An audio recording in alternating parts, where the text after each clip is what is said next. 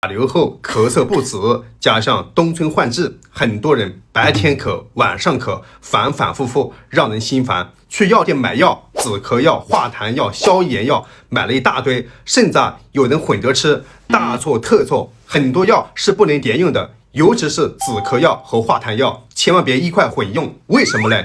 我老婆给大家分享一下，家人们点赞欢迎。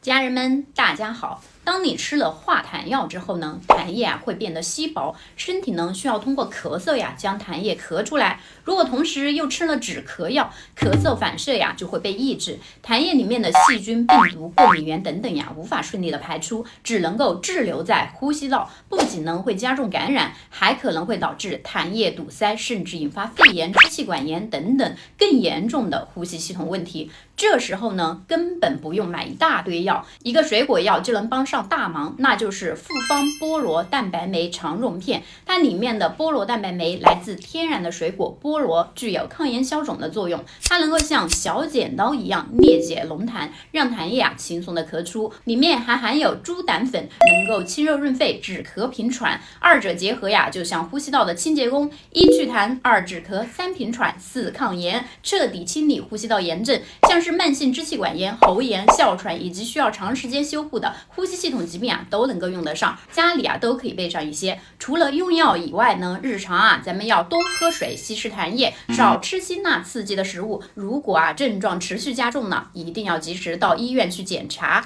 大家明白了吗？看完记得转发到相亲相爱一家人群，点赞，家人们。